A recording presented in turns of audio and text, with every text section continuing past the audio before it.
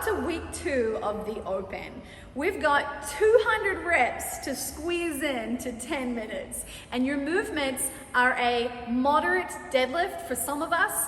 For others, this will be quite a challenging, more heavy deadlift. And then we've got a lot of bar-facing burpees. So when we kind of break this down, you've got 100 deadlifts and 100 bar-facing burpees to get through. Now, the rep scheme is ascending into descending. So it can look like it's going to be a little more friendly than what the actual experience will be of this workout, okay? So just go into this workout with the same approach that we spoke about last week. The first 2 minutes need to be controlled, calm, smooth. You need to keep your heart rate and your breathing rate in check, because the real work is going to begin about the 5-minute mark, okay? And then we're just gonna be kind of suffering, embracing the suck, and just pushing ourselves to dig really, really deep for the second half of this workout. The mistake that people will make is similar to last week, going out too hot and then paying the price at the back end. So the really important window in this workout is once you've done the set of 10, going into the round of 9, 8, and 7. If you go out too hard in the first part, which you'll feel good and you'll feel fresh and you'll feel like you've got more in the tank, but if you empty it there, you will slow down in those really critical rounds where someone who's been a little bit more methodical in their approach in the first half will be able to maintain their pace in the second half, whereas you, if you hit fatigue and you hit that wall, you're going to potentially slow down to the point that it will be really detrimental to your score, and you're just going to be kind of holding on for dear life, and you don't want to be in that position. So if anything, with this workout, think about just pacing yourself to the point where you're kind of controlled and relaxed and collected. And then if you've got more in the tank, you take off the handbrake later on, okay? Don't take off the handbrake in the first few rounds. Keep the handbrake on just a touch and take it off later. Take it off at the end. If you've got more, then go, okay? That's really, really critical in this. And people that go out too hot will figure that out real fast. So a nice way to look at this is looking at the overall reps. We've got 200 reps, right? And you've got 10 minutes. So just those two numbers there should be like, okay, this is gonna be a big, hard, gassy workout. There's a lot of volume to get through.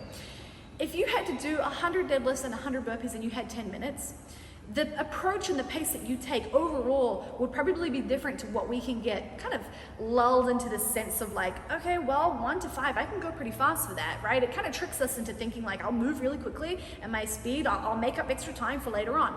That's the mistake that we will make, where what we actually want to do is start at the same pace that we intend on finishing, all right? So the pace that you do your 2 reps at should be pretty close to the pace that you're doing your 9 and 10 reps at.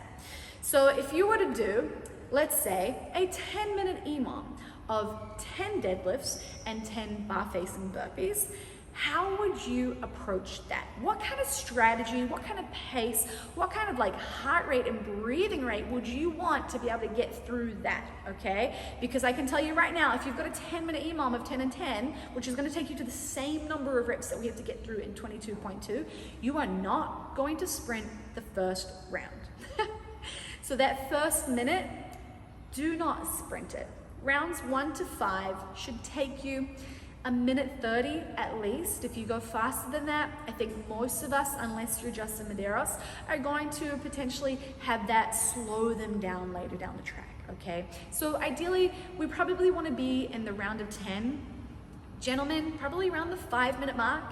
Ladies, the 6-minute mark, okay? Now that's for people who the deadlift is a moderate weight, okay? That weight is gonna be a little bit of a separator this week. So if the weight is moderate for you, meaning it's 60% or less of your 1 RM deadlift, then you're probably sitting in that moderate weight field where you can move and the weight isn't going to be a factor for you. But for people where it's 60% or more, so for example, it might be 70% of your 1 RM, the weight of the deadlift is gonna dictate your speed quite a bit, and it will probably slow you down, which is fine. You just need to account for that being a bit more challenging. So the time that you get to the round of 10 might be around 5 to 6 minutes for the guys and 6 to 7 minutes for the ladies, maybe a little bit outside of that, okay? It just depends on where you're at. And then the second half of this workout, the last 4 to 5 minutes, is going to be where we need to dig deep. okay? You will be deep in the pain cave at that point, and you need to focus on consistent movement, which is why when we are really deep in the pain cave, what we've done at the beginning of the workout is so important, because if we've pushed ourselves into the pain cave early, then when we get to the depths of the real pain cave, that's where we can often slow down and actually put the handbrake on, okay? So it's like, I want you to put the handbrake on a little bit at the beginning to try and make sure that you don't have it on later on when it gets really challenging, especially mentally challenging, because you know that this is like the hard part. So put the handbrake on a little bit at the beginning, be able to take it off at the end, rather than taking the handbrake off at the beginning and then when it gets really sucky, putting the brakes on and not being able to accelerate. Ideally, what we want is to actually bank a little bit of time, have something left in the tank so that for the last 5 rounds, we can go hard. If there's a time to sprint, it's in the last minute of this workout, okay? You can make up a lot of time in the last 60 seconds. If you're around round 6 to 5, you'll potentially be able to finish, okay? So that's a really crucial piece to know. You may take all the way from minute 0 to minute 9 to get through the rounds 1 up to 10 and then down to about 7 or 6. That would be the greatest thing. At minute 9, okay? So you've got 1 minute remaining.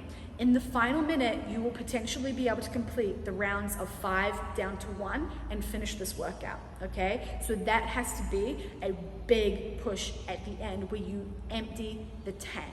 Focus on that. So a nice analogy for this is thinking about a candle. Now we're going to light the candle at the beginning and we're going to push hard, but we cannot burn the candle out. We're gonna keep the candle alive, keep it lit, keep it going, and then in the last minute, then we can burn the candle out, okay? But you cannot do it too soon. You've gotta wait. You're gonna feel like you're a little bit behind, that's okay. The last minute you can go, you can get through 5 rounds there if you're at that point, and that will be something that will be a big differentiator for you in this workout. Now, if the weight is heavy, you may need to be a little bit more strategic because the lower body volume in this workout is going to add up and compound quite aggressively. So you may think around round 6 maybe, it could be smart to just take a little break in the middle of the deadlifts. And ideally, never do more than 2 sets for the deadlifts, okay? So in the round of 6, you'll do 33 with a small break. It doesn't need to be a big break, just a small break. You may not even think that you need it, but it could be perfect just to take that quick breather, shake out your arms, and then do your second set of 3. And then in the 7s, you might do 4 and 3, and in the 8s, you might do 4 and 4. 9s, 10s, you'll keep breaking it at the halfway point, just to have a really quick breather. And the purpose that it serves is not because you necessarily need the rest at that point. It's that you're going to give your body just a quick time out, give that moment to recover, and then get back in so that you're essentially reserving part of the tank so that later on you've got something to give, right? It's like by breaking it, we ensure that we don't burn out the candle too early and we save something for the end, okay?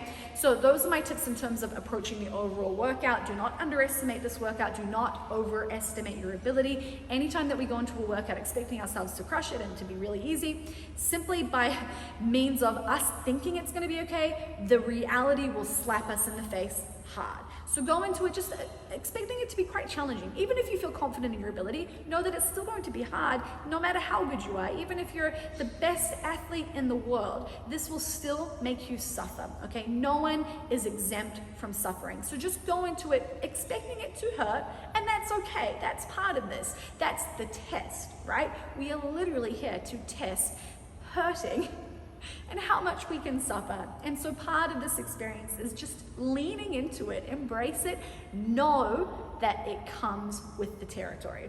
No one is going to get through this workout easily. There is simply no easy victory. See you on the leaderboard.